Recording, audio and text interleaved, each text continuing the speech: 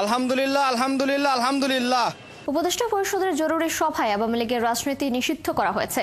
এ নিয়ে উল্লাস করছেন ফ্যাসিবাদ বিরোধী ঐক্যজোটের নেতাকর্মী সহ সমবেত ছাত্র জনতা।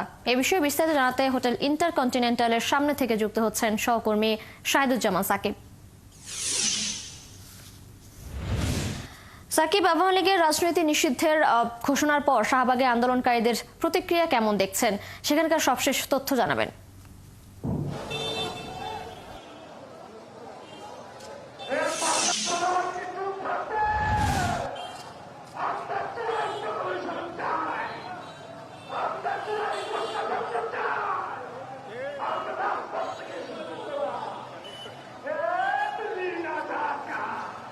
উপদেষ্টা পরিষদের মিটিং এর সিদ্ধান্ত বাহিরে আসার সাথে সাথেই কিন্তু গত 3 দিন ধরে যারা আন্দোলন করছিলেন সেই আন্দোলনকারীরা উল্লাসে ফেটে পড়েন এবং আমরা দেখেছি যে তারা বিজয় মিছিল করেছেন।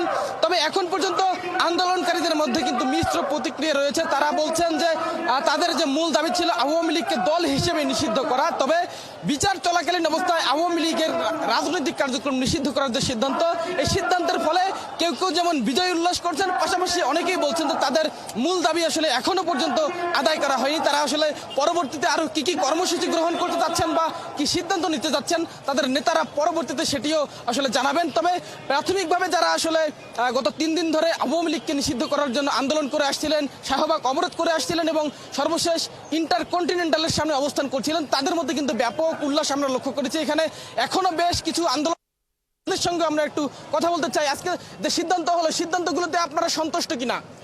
আলহামদুলিল্লাহ আলহামদুলিল্লাহ আলহামদুলিল্লাহ। ক্যাপ্টেন হাসনাতের ডাকে আমরা 24-এর গণ অভ্যুত্থান যেমন করেছিলাম, ঠিক তেমনই আমরা আজকে রাজপথে এসেছি। 72 ঘন্টা অতিবাহিত হয়েছে, অবশেষে আমাদের প্রত্যাশা ঘোষণা পেয়েছি। কিন্তু আওয়ামী লীগের বিচার নিশ্চিত না করা পর্যন্ত এই ঘোষণার কোনো মানে হয় না। আমরা চাই আওয়ামী লীগের এই ফ্যাসিবাদ খুনি এবং গণহত্যাকারী ফ্যাসিস্ট হাসিনার সকল এমপি মন্ত্রী এবং যারা এই হত্যাকাণ্ডের সাথে জড়িত এবং সমর্থন দিয়েছে প্রত্যেককেই বিচারের আওতায় আনা হোক। এবং আমাদের 3টা দফা ছিল, 3টা দফার একটা দফা এখন ঘোষণাপত্র আসছে, শুধু বাকিগুলো আমাদের ঘোষণা চাই। আমাদের জুলাই ঘোষণাপত্র দিতে হবে। জুলাই ঘোষণাপত্র না দেওয়া পর্যন্ত আমরা অবস্থান কর্মসূচি চালিয়ে যাব এবং আমাদের নেতৃবৃন্দ আমাদের পরবর্তী নির্দেশ না দেওয়া পর্যন্ত আমরা রাজপথ ছাড়ছি না, ইনশাল্লাহ। ইনকিলাব জিন্দাবাদ। আমরা আরেকজনের কাছে একটু জানতে চাইবো যে জুলাই। সাকিব, ধন্যবাদ আপনাকে।